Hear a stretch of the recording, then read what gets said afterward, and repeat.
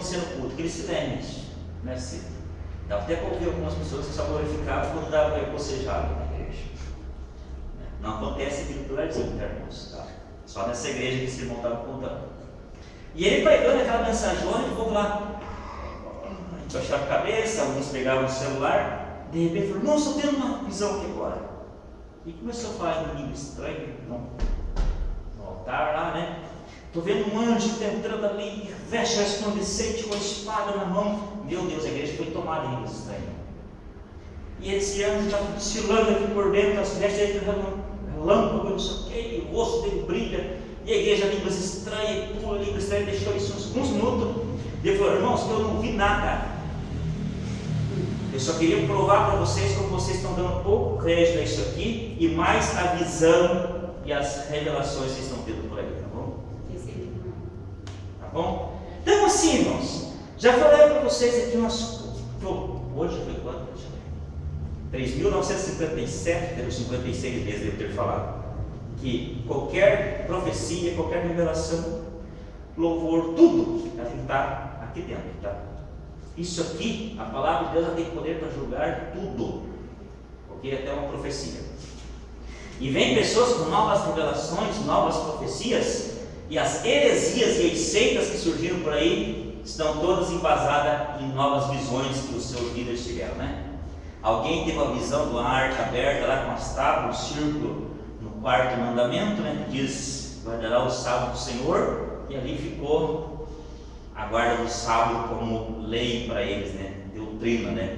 Alguém que teve a visão de dois anjos que levou no lugar, pegou umas tábuas lá, cavou lá, e ali estavam as doutrinas escritas, e surgiu ali uma nova seita, não é isso? Então, as visões aí que o povo estão tendo, mais visagem do que visão, né? Que tem criado as heresias. Vamos voltar aqui um pouquinho, né? Tá. Por que provar os Espíritos? Duas razões para provar os Espíritos: para ver se procedem de Deus. Tem saído muitos falsos profetas pelo mundo afora. Uma maneira de reconhecer esses Espíritos é observar sua confissão de fé a respeito de Jesus. Todo Espírito que confessa Jesus veio em carne, porque isso nós temos, né? Ele é de Deus.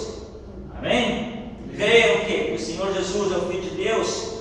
Creio. Amém? Ele foi enviado por Deus e que Ele é Deus também, não é isso?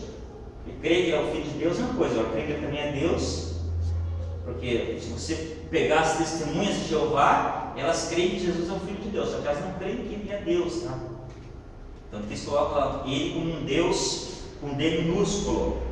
Bíblia, tradução do Novo Mundo. Se os irmãos quiserem comprar para estudo, compre para estudar, né? Vai estar escrito: no princípio Ele era a palavra era um Deus, e depois Deus com D minúsculo é qualquer, e o Deus minúsculo, né? Aí sim é politeísmo, né? Ainda fala que nós defendemos o politeísmo. Unicistas também, né? Pega lá, Voz da Verdade, Tabernáculo da Fé, que eu lembro agora, né, as mais famosas, né? Que pregam que não existe a Trindade. Eles são contra. Se nós falarmos de Trindade, só estamos crendo em 3 deuses. Quem veio ontem no CFO viu bem o professor falar isso no vídeo, né? Ok? Então, estamos só meio que repetindo o que ele falou. Primeira epístola de João: falsos profetas, o espírito do anticristo. A prova fundamental do espírito falso é a sua negação de que Cristo veio em carne. Tal pessoa não procede de Deus. Esse é o espírito do anticristo. Esse espírito, irmãos, ele teve origem em Lúcifer, quando ele se rebelou contra Deus para ficar acima dele, né? Ou colocar um trono lá junto com o trono do Altíssimo, né? É isso que o profeta fala a respeito dele, né? Esse espírito de rebelião prevalece desde então no mundo. Começou com Lúcifer e tem havido esse espírito de anticristo. Os irmãos pegaram o decorrer da história, né? Eu nunca lembro que foi, é isso.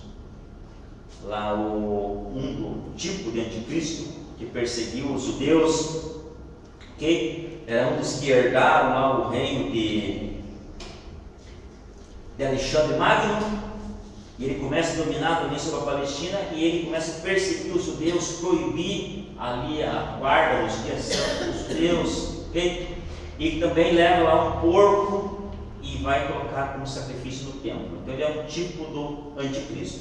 Pega lá mais um tipo do anticristo, Hitler, né, que mandou exterminar lá 1 milhão de judeus, é isso? Então é isso, né?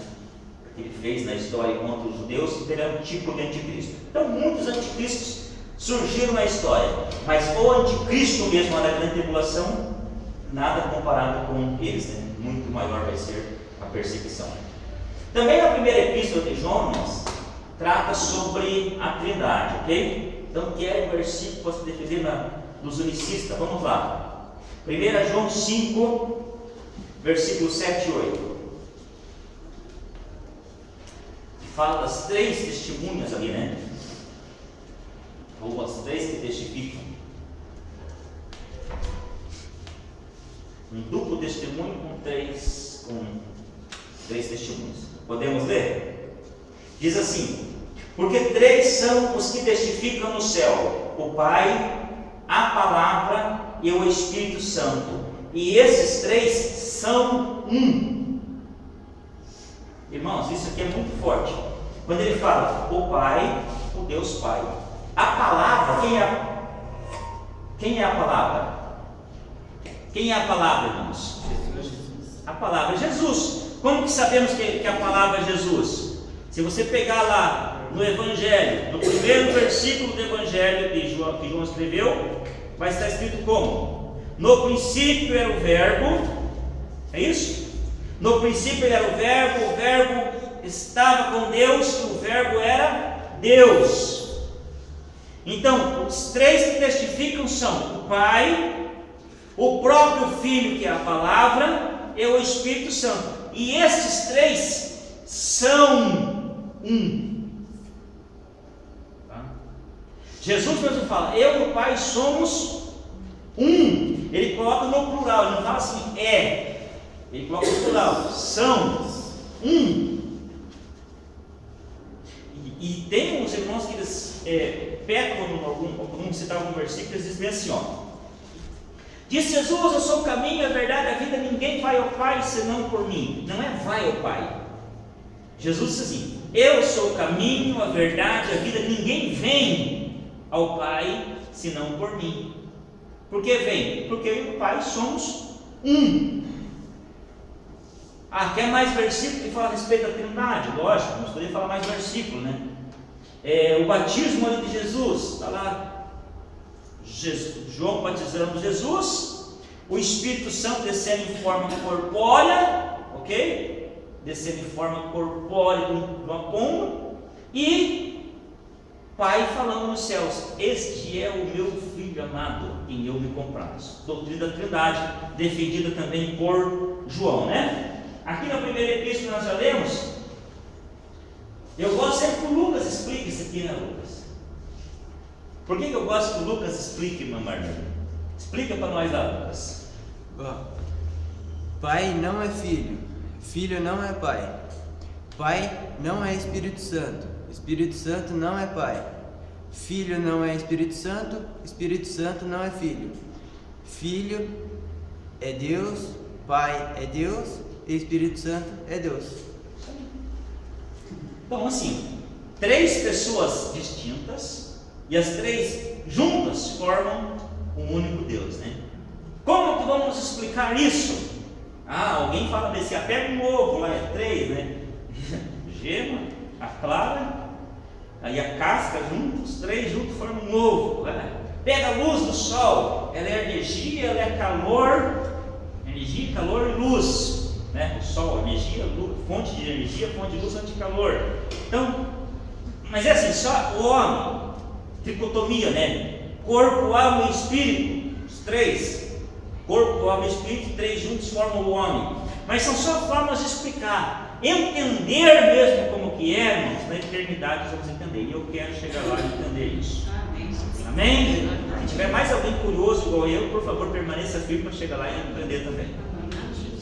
Então, João fala disso aqui, das 3, o duplo testemunho, né?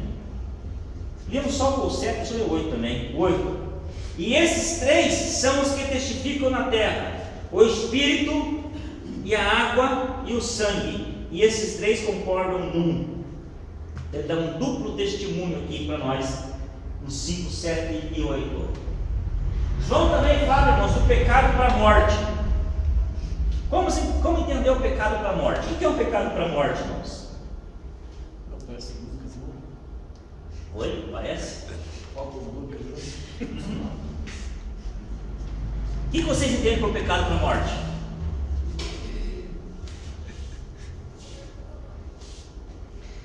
Bom, vamos lá. O pecado não para a morte é aquele perdoável, ou melhor, quem comete esse tipo de pecado logo sente-se arrependido. É igual o tal da blasfêmia contra o Espírito Santo. O que é blasfêmia contra o Espírito Santo?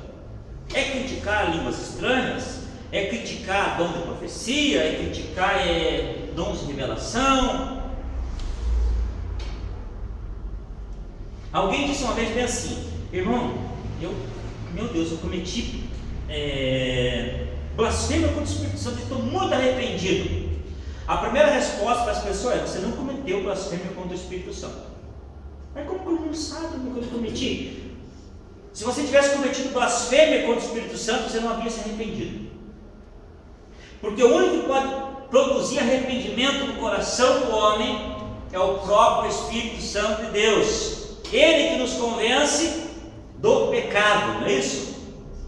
Ele que nos convence do pecado. Então, se ela estava convencida que ela havia pecado, então não foi blasfêmia que ela cometeu.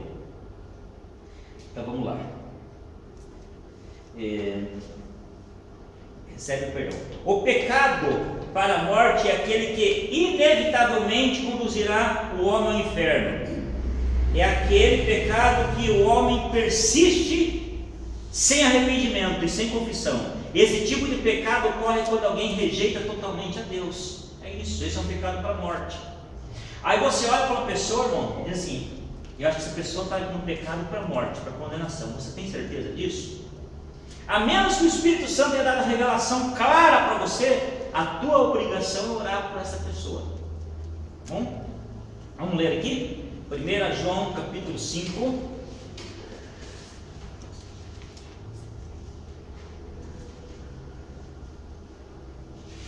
versículos, vamos ler o versículo 16, 17 e 18, tá? 16 diz assim: se alguém vir pecar seu irmão, pecado que não é para a morte, orará e Deus dará a vida àquele que não pecarem para a morte. Há pecado para a morte, e por esse não digo que ore. Toda iniquidade é pecado, e há pecado que não é para a morte.